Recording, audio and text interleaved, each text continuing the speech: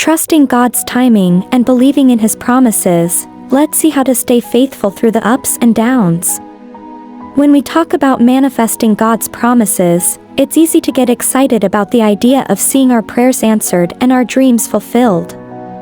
But what happens when we're stuck in the waiting period, and it feels like God's promises are taking forever to manifest in our lives?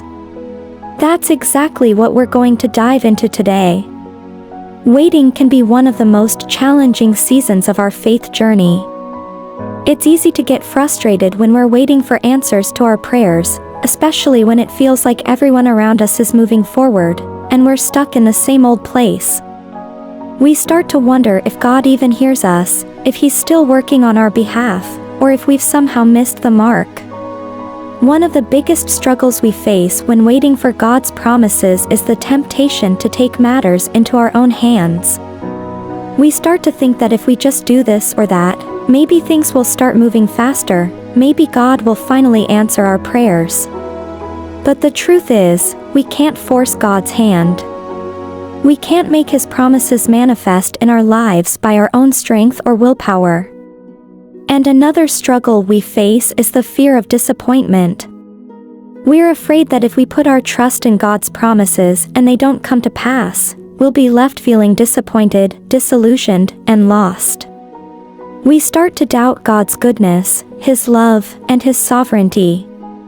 We start to wonder if we truly heard Him right in the first place. Let's take a look at some biblical examples of individuals who trusted in God's timing, even when it didn't make sense. Take Abraham, for instance. He was promised a son, but he had to wait for 25 years for Isaac to be born. 25 years! Can you imagine the doubts, the fears, and the struggles he must have faced during that time? And yet, he chose to trust in God's promise, even when it seemed impossible. Another great example is Joseph. He was given a dream about his future, but he had to go through slavery, imprisonment, and betrayal before he finally saw that dream become a reality. And yet, he chose to trust in God's timing, even when it seemed like everything was against him. And what about David? He was anointed to be king, but he had to wait for years for that promise to manifest. He had to flee from King Saul, live in caves, and fight battles, all while trusting that God's promise would come to pass.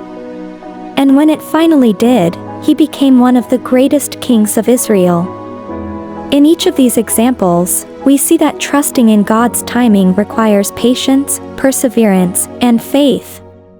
It requires us to let go of our need for control and to trust that God is working everything out for our good. I want to share a personal story with you that has been a game changer for me in terms of trusting God's timing. A few years ago, I was struggling to find direction in my life. I was feeling lost, unsure of what I wanted to do, and uncertain about my future. I prayed and prayed, but it seemed like God was silent. I started to doubt His goodness, His love, and His sovereignty over my life. But then I stumbled upon a verse in Psalm 32 that changed everything for me. It says, "I will instruct you and teach you in the way you should go. I will counsel you with my loving eye on you."